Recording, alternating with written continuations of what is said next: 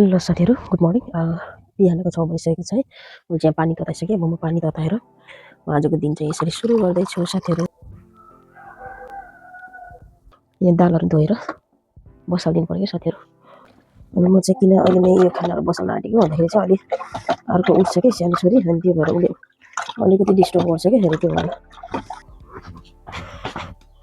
साथीहरू। कुकरमा के गरौँ, तातो पानी स्टार्ट गऱ्यो भने चाहिँ त्यस मुड फ्रेस हुन्छ क्या, मुडलाई फ्रेस गराउँछ कि ताजा बनाउँछ कि। फेरि पनि अब के हुन्छ भने अब रातभरि सुतेर उठेको हुन्छ नि त, अनि कस्तो लेजी हुन्छ नि त, शरीर एकदमै अल्छी भएर हुन्छ। अनि त्यसले चाहिँ एउटा अलिक मुडलाई चाहिँ अलिक फ्रेसमा ल्याउँछ क्या, अनि जोस ल्याउँछ बिहानको कामहरू गर्नलाई होइन, यताउति उठेर हिँडडुल गर्नलाई अलिक फ्रेस बनाउँछ क्या। अनि त्यही भएर चाहिँ बिहान चाहिँ तातो पानीबाट स्टार्ट गर्नुपर्छ। अनि हिजो साँझ खाएर सुतेको खानाहरू हुन्छ नि, भित्र पुरा ग्यास भएर बसेको हुन्छ कि होइन, अनि त्यसलाई पनि पखाल्ने कामहरू गर्छ। अनि चिल्लोहरू छ भने चिल्लोहरू खाएर सुतेको हुन्छ हामी राति होइन, अनि त्योहरूलाई पनि मजाले पखाल्ने काम गर्छ क्या। अनि तातो पानी चाहिँ एकदमै राम्रो हो।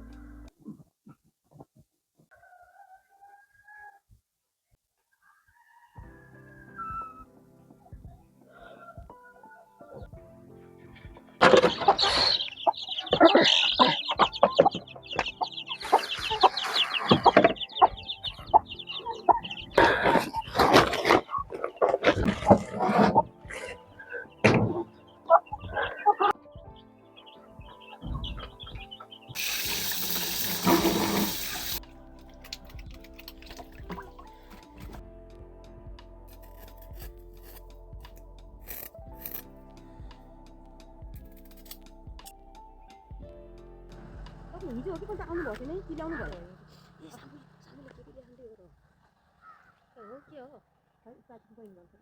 हम कोई मंदिर का घंटा है कि कोई भी आके बजा जाता है।